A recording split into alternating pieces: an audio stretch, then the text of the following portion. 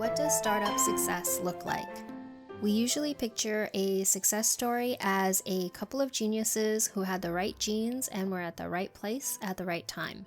They come up with an awesome new idea, work hard for a few months in a garage to create it, maybe draw on a whiteboard a few times, and then wow everyone in the industry and a huge product reveal.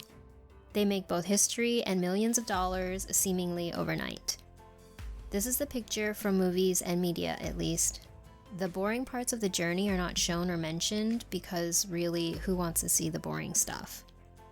But in the 10 plus years that Eric Ries, author of The Lean Startup, was an entrepreneur, he learned that it's actually the boring stuff that determines whether a startup succeeds or fails. The quote, "boring stuff is the systematic process of continuously testing and learning quickly. Very much like the scientific method you learned in 7th grade. The Lean Startup method focuses on short cycle times of testing a minimally viable product to learn what works and what doesn't as quickly as possible. It's the only way for startups to have a fighting chance at success." Why is that?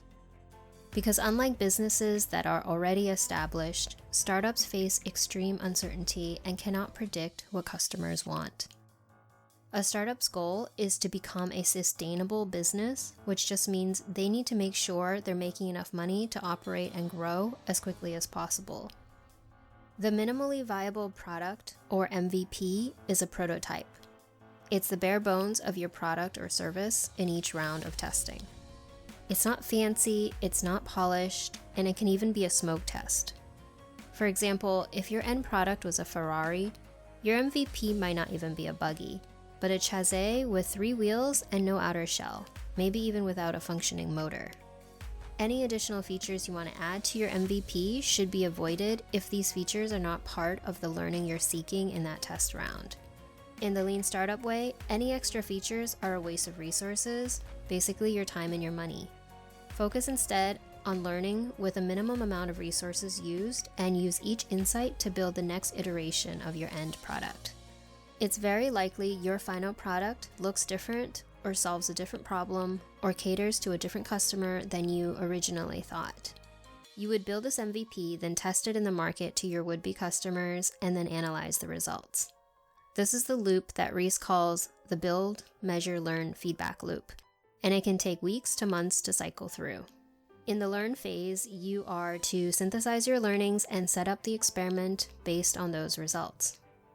If your tested feature was a total bust, your experiment wasn't a failure because isn't it better to fail quickly than to lose more time, money, effort, and fail down the road at a larger scale? Let's see the lean method in an example. Say you notice a neighborhood with lots of young professionals and think it would be a great idea to open up a smoothie shop. There aren't any others in the area, so you're likely to get all the customers.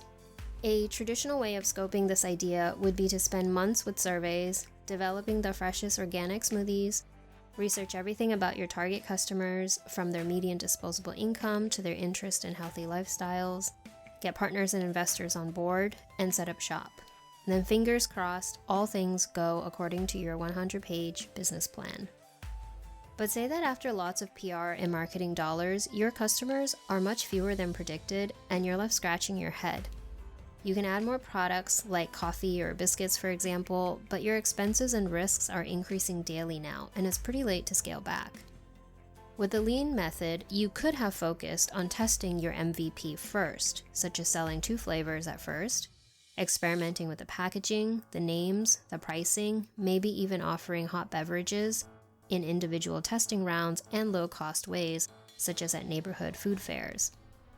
You would then get the validated learning of what customers want in a fraction of the time before going all in. The difference is that the lean method's goal is to get fast feedback on what is working today and not simply anticipate what might work tomorrow.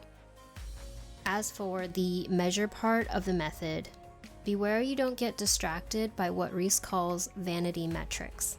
These are basically distorted numbers that make you feel good. For example, an entrepreneur that focuses on the total hits to her website since launch Once you should be looking at the percentage of retained subscribers from the last feature update compared to a baseline of the subscribers in the prior period. Lastly, remember to hold pivot or persevere meetings regularly. This is where you decide whether you'll press on with your vision or if a pivot is needed in your product to better serve your customers. And that's the lean startup method. In one sentence, it's basically to build, measure, learn with your MVPs quickly and pivot or persevere regularly.